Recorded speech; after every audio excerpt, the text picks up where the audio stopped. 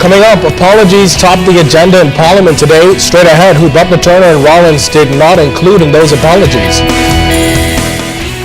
Also ahead, the injection in health infrastructure contained in this year's budget.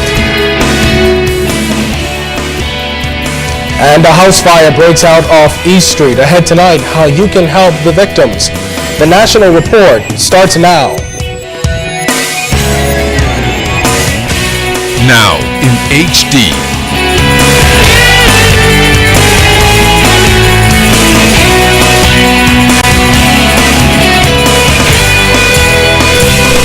ZNS Network presents The Bahamas Tonight. This segment of the news is brought to you by BTC, powered by Lime.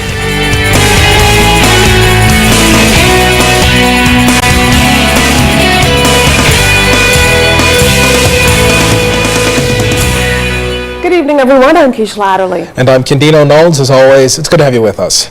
Apologies topped the agenda in Parliament this morning, marking a brief diversion from the budget debate. Long Island MP Loretta Butler Turner and Fort Charlotte MP Andre Rollins delivered prepared apologies this morning, expressing their regret over an incident which drew public shock and the House Speaker's rebuke. Well, today the MPs apologized to all they offended except each other. In this report, Carla Palmer tells us who was included in that apology or those apologies after Butler Turner slapped Rollins for what she says were nasty comments that he has denied making. What a difference a day makes. And in hindsight, had the Member of Parliament for Long Island, Mrs. Loretta Butler Turner, had the opportunity to erase what was done, she says she would. However, today she did the only thing she thought she could do in offering an apology. One of the things I am reminded of is what I've always been taught, Christian values and principles, and essentially I am also reminded that, you know, many times people do not know when God and sinners reconcile. I am human, I am fallible, and obviously I was in a position yesterday that was not a good position, but obviously it is not the position I would like to present to the public, especially to our young people, and especially to those people who look up to us, and me in particular, in this place. And so, Mr. Speaker, I offer my sincere apologies to the young people of the Bahamas, the women of the Bahamas, the men of the Bahamas, and in this day and age where news travels around the globe very rapidly, to the world at large. The apology comes just hours after Butler Turner reportedly slapped the Member of Parliament for Fort Charlotte, Dr. Andre Rollins, following an exchange of words and after allegedly asking him to remove his arms from around her. Still today, Dr. Rollins maintains his words were not unparliamentary and apologized nevertheless. I am compelled to apologize to the constituents of Fort Charlotte for any perceived wrong on my part. It is never my intention to cause the people of Fort Charlotte any embarrassment as a result of my representation of them. I am very sensitive, Mr. Speaker, to the importance of women in our society and the important example that I should be setting in my interactions with all Bahamians, but as a male in a society that has difficulty with male-female relationships and in my interactions with women.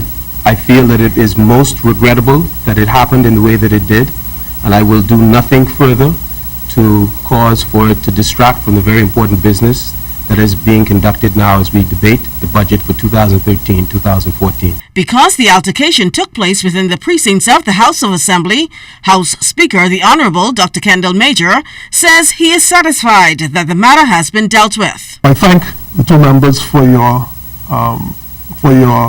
apologies to our country and our people and this House. The business of the House of Assembly continued before suspending at 1 o'clock for the lunch break.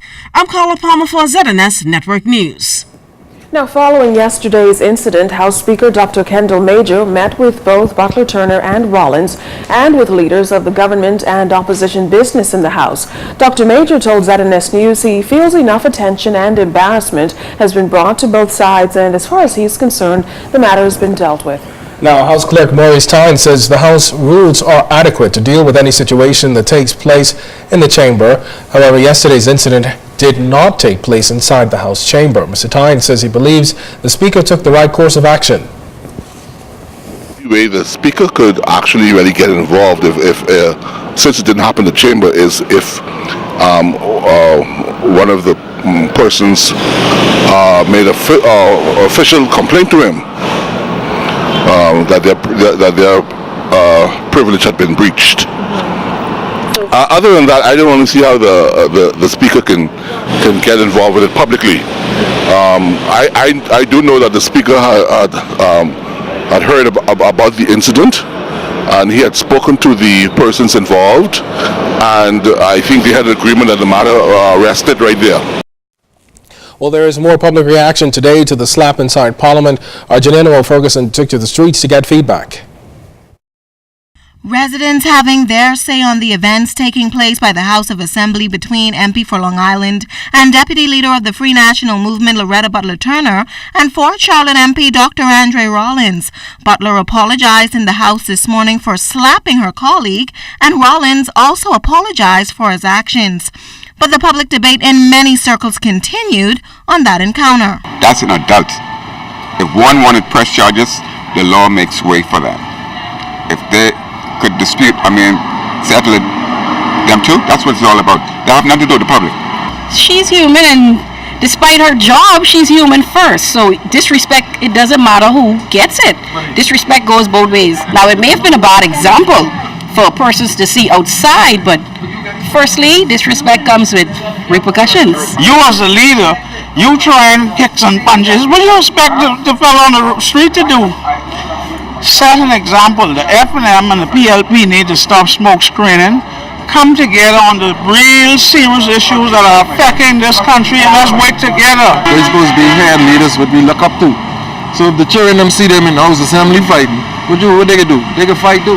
He should have never touched it in the first place. I think that's what we call that, assault. Because he should not have put his hand on that whatsoever. We'd have respect for one another, we'd have respect for anything at all. Okay? And to sit in there and to watch the way they carry on in the House, period. It's really, really unbecoming. You know, we don't set an example, and then when things happens, we can be the one to complain. But we're responsible for it. We are only reaping what we are sowing. They all need psychologizing. Psychologize all of them. And some of them need psychiatrizing. While there was mixed views on exactly who was at fault for the incidents that took place behind these walls here at the House of Assembly, most of the residents we spoke to today said that disrespect of any form should not be tolerated, but they said what took place did set a bad example for the future generation. Janina Ferguson, ZNS Network News. The new budget gives significant priority to advancing healthcare in the Bahamas. It's the largest budget allocation and will address upgrades to the country's main healthcare facility and to neighborhood clinics. Cyan Thompson has more. That almost $200 million will go to the Public Hospitals Authority, which includes the Princess Margaret Hospital, the Rand Memorial in Grand Bahama, and public clinics in New Providence and the Family Islands. This is significant as my government continues to demonstrate its commitment to the health and welfare of our citizens, despite these hard economic times in our country. The PHA board and management understand that in these financially trying times, it is incumbent upon all to do more with less. It is in this vein that they continue to seek to utilize the most efficient ways to deliver quality health care to the people of the Bahamas. National health insurance for the country is critical, and Dr. Gomez stated that the government remains committed to implementing the plan in phases. More Bahamians are now without health insurance, which has translated directly into greater volumes at our various facilities.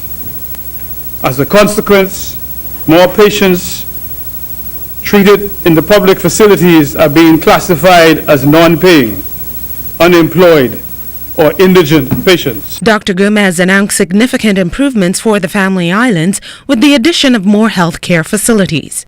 The number of clinics now managed by the Department of Public Health will shortly increase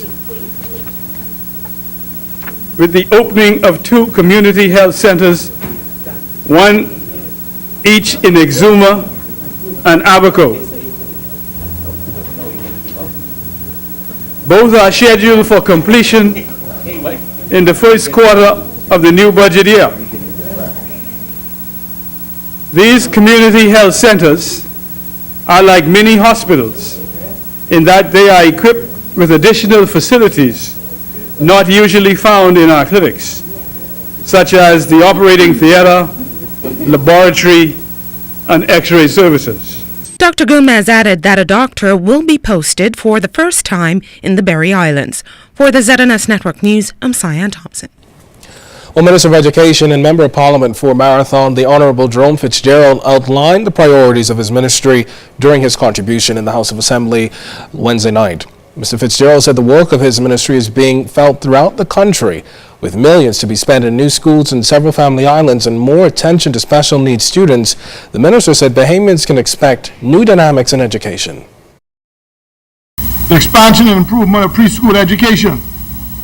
The expansion and improvement of special needs education, which will include early detection and improved assistance. The creation of career path academies, which will facilitate the expansion of the technical and vocational training and the creation of new apprenticeship opportunities.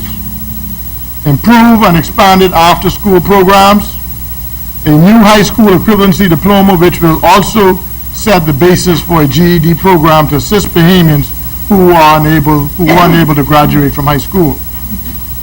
The expansion of BTVI to accommodate the training and retraining of Bahamians so that they can have access to the best instruction while improving their skills and staying competitive. The College of the Bahamas will become the University of the Bahamas.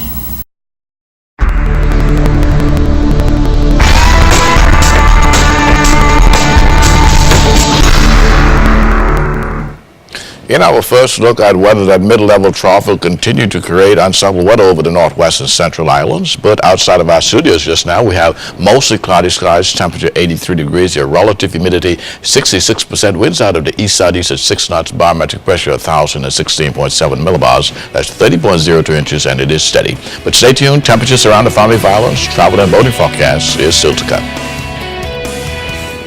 A couple awakened to a burning house, how they got out and what's left of the home. And a scare for Sky Bahamas passengers today. We've got more in a moment. You're watching The Bahamas Tonight. From humble beginnings growing up on Harbour Island, I've always wanted to be a broadcaster. Today I am proud to be a Bahamian because I was afforded the educational opportunities to fulfill that dream.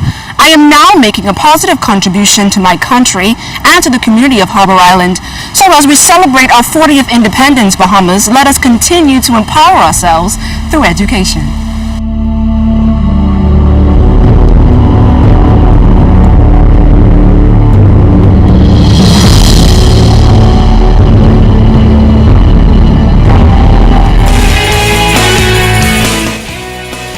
This portion of the news is brought to you by Shell Helix Ultra. Performance you can see.